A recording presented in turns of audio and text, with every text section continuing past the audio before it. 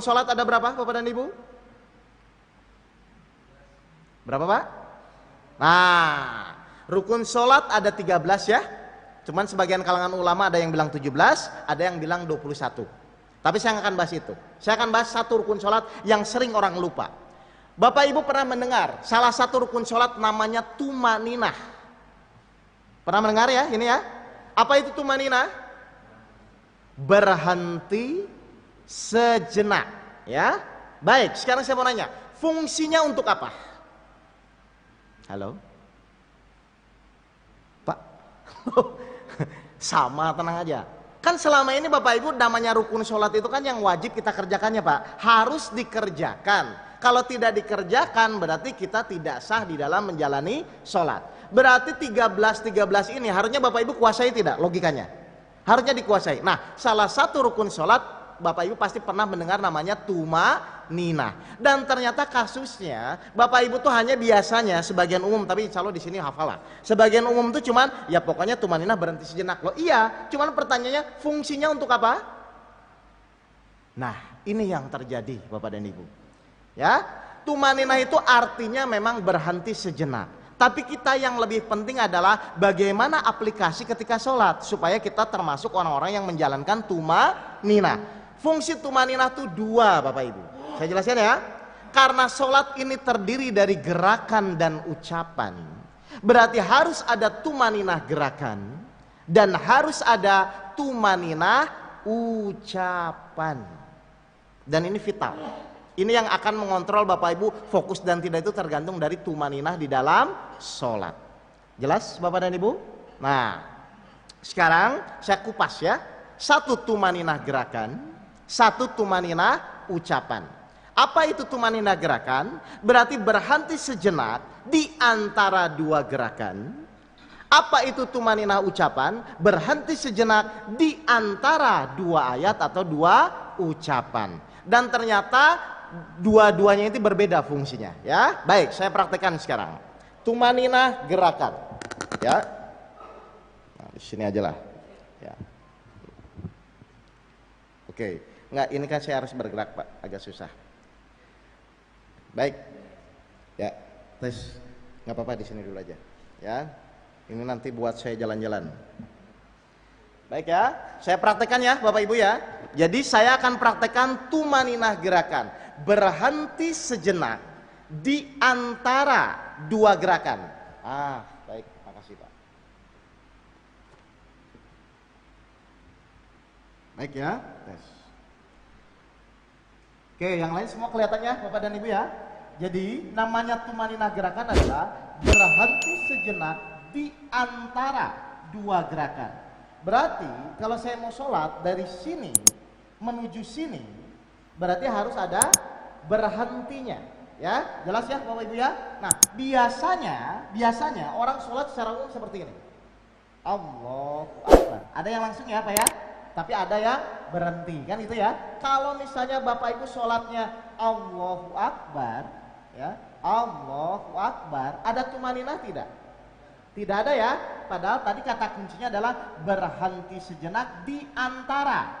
Berarti pada saat apa? Takbir. Jadi tumaninah pertama itu saat takbir. Jadi Bapak Ibu angkat Allah, berhenti. Jelas ini Bapak Ibu? Mau 3 detik, 4 detik Bapak Ibu harus berhenti. Paham? Jadi Allah, berhenti, Akbar. Satu tumaninah. Jelas Bapak dan Ibu? Oke, sekarang yang kedua. Dari sini mau ke ruku. Ya, dari sini mau ke ruku. Biasanya orang sholat seperti ini. Allahu Akbar. Betul tidak? Baik, sekali lagi. Allahu Akbar. Betul? Saya mau nanya, ada berhentinya tidak? Nah, di mana berhentinya? Di sini dua Bapak dan Ibu. Dua tumaninah. Bapak Ibu perhatikan. Allah, satu, angkat. Dua, turun, tenang. Baru turun. Dua gerakan. Sekali lagi ya. Jadi yang pertama, satu, angkat, tenang. Lalu dua, turun, tenang. Baru turun. Jelas Bapak dan Ibu? Oke, sekarang yang ketiga, dari sini mau ke sujud. Biasanya orang sholat seperti ini. Sami Allahu liman hamidah. Betul? Sekali lagi ya. Jadi biasanya seperti ini. Sami Allah. Ada tumanina? Tidak ya? Di mana tumaninahnya? Di sini 3. Jadi yang pertama angkat dulu, tenang. 1, tenang. Baru sami Allah. 2, baru 3. Jadi yang pertama tenang dulu, angkat. 1, tenang. Baru sami Allah. 2, baru 3. 1, 2, 3. Berhenti sejenak di antara 2 gerakan. Jelas ini Bapak Ibu? Tapi saya tidak menyalahkan apa yang Bapak Ibu lakukan, tidak. Cuman saran saya, kalau Bapak Ibu ingin enak, ingin menikmati sholat, gunakan yang namanya tumanina. Pertanyaan saya, menurut Bapak Ibu lebih sopan yang menggunakan tumanina atau yang tidak menggunakan tumanina? Nah, jadi tumanina di sini fungsinya, tumanina gerakan di sini fungsinya adalah adab. Sopan santun kita menghadap kepada Allah. Bapak Ibu saja kalau menghadap atasan pasti sikapnya sopan. Masa kepada Allah gerasak gerusuk, yang benar lah ya. Jelas ini Bapak Ibu? Oke, tapi ini metode ya. Metode itu bisa dilakukan, bisa tidak. Jelas ini Bapak Ibu ya? Baik, sekarang yang kedua. Tumanina ucapan. Ya, tumanina ucapan. Apa itu tumanina ucapan? Kalau tadi tumanina gerakan adalah berhenti sejenak di antara 2 gerakan. Kalau tumanina ucapan adalah berhenti sejenak di antara 2 ucapan. Fungsinya untuk apa? Baik, sekarang saya praktekkan. Kan tadi saya bilang, sholat itu adalah menghadap lalu menyampaikan ya Pak, Bapak Ibu ya. Sholat itu adalah menghadap kepada Allah lalu menyampaikan bacaan. Saya mau nanya, yang namanya menyampaikan, itu tuh yang benar kita tahu dulu baru kita sampaikan, atau disampaikan dulu terus baru tahu? Tahu dulu baru kita sampaikan. Nah, misalnya saya mau sholat. Saya mau sholat menggunakan tumanina ucapan. Berarti saya harus tahu dulu baru kita sampaikan, kan begitu ya. Misalnya saya mau baca Al-Fatihah. Tadi Al-Fatihah itu 4 ayat pertama pujian, ayat yang kelima pernyataan, ayat yang keenam permohonan. Berarti kita tahu dulu baru kita sampaikan. Allahu Akbar. Nah, sebelum kita menyampaikan bacaan bismillah, berarti kita tahu dulu, oh ini saya mau memuji Allah, muncul rasa memuji, baru sampaikan Bismillahirrahmanirrahim. Tumaninah. Untuk apa? Sebelum kita menyampaikan ayat berikutnya, kita tahu lagi, oh ini masih memuji Allah, Alhamdulillahirabbil alamin. Tumaninah. Misalnya dari sini saya mau pernyataan ngomongnya apa? Iya kana budu wa iya kanastain. Jadi fungsi tumaninah ucapan di sini adalah sebelum kita menyampaikan bacaan sholat, kita harus mengerti dulu apa yang mau kita sampaikan atau bacakan. Jelas ini Bapak Ibu? Pertanyaan saya, kalau orang sholatnya tumaninah ucapan, kira-kira bakal jalan-jalan nggak pikirannya? Tidak mungkin, karena sebelum dia mengucapkan, dia tahu dulu apa yang mau dia sampaikan. Berarti kalau sekarang Bapak Ibu sholatnya jalan-jalan, pasti tidak tumaninah. Jelas Bapak dan Ibu? Halo, kepada diem ini? Ya, baik. Kalau sudah jelas sesuai janji saya, mau saya ajarkan 1 rakaat tidak jalan-jalan? Baik, mari kita buka diagram yang sudah dibagikan panitia. Ada 1 untuk saya, biar saya bisa menjelaskan. Oh iya Pak, makasih Pak. Baik ya. Mari, sekarang saya akan membuktikan yang tadi saya sampaikan. Betul tidak untuk sholat tidak jalan-jalan harusnya mudah ya Bapak dan Ibu? Baik, Bapak Ibu lihat diagram yang dibagikan ya dalam kertas itu. Jadi yang paling atas itu tulisannya sholat. Sholat itu harus terdiri dari jasmani dan ruhani ya. Lalu ada tumaninah gerakan, tumaninah ucapan, lalu memenuhi syarat dan rukunnya sholat. Itu tadi saya sudah jelaskan ya secara prolog ya. Nah sekarang kita lanjut, bagaimana caranya?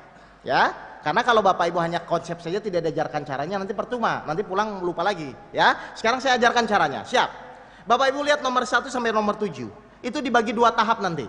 Jadi sholat khusyuk tahap pertama itu nomor 1 sampai nomor 4. Bapak Ibu akan belajar fokus dulu, nomor 1 sampai 4. Lalu tahap yang kedua itu menggunakan rasa, nomor 5, nomor 7. Jadi ada 2 tahap ya.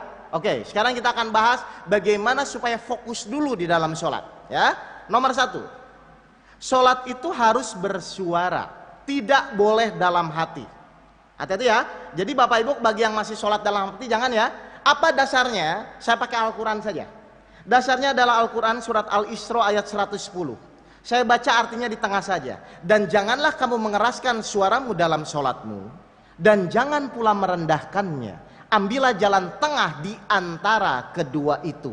Jelas Bapak dan Ibu? Saya mau nanya, mengeraskan tuh bersuara tidak? Bersuara. Merendahkan tuh bersuara tidak? Nah, di tengah-tengah itu bersuara tidak? Jadi sholat itu harus bersuara, tidak boleh dalam hati. Jelas Bapak dan Ibu?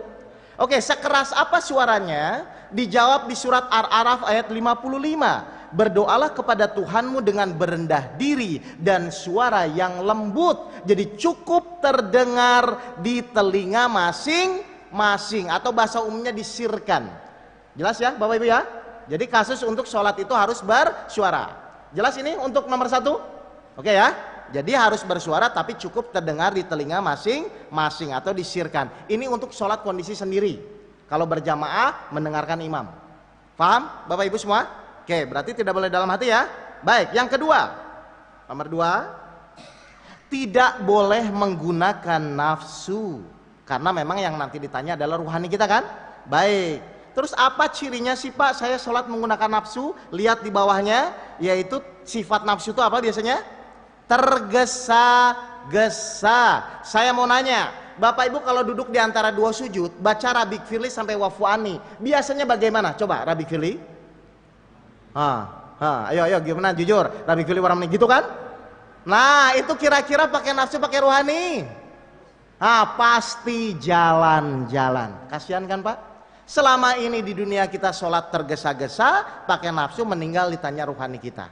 Ya. Terus bagaimana Pak caranya supaya menggunakan ruhani? Dibalik saja. Ya jangan tergesa-gesa. Jelas Bapak dan Ibu? Jadi tenang saja. Rabbik firli warhamni. Nanti seperti itu ya, kita praktek.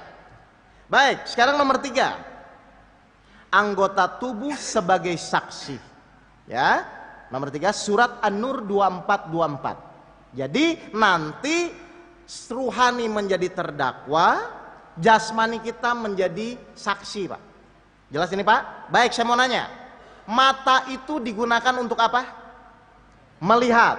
Sekarang misalnya Bapak Ibu sholat, matanya merem, matanya sholatnya. Awas ya, mata harus melihat. Melihat apa? Tempat sujud atau titik sujud.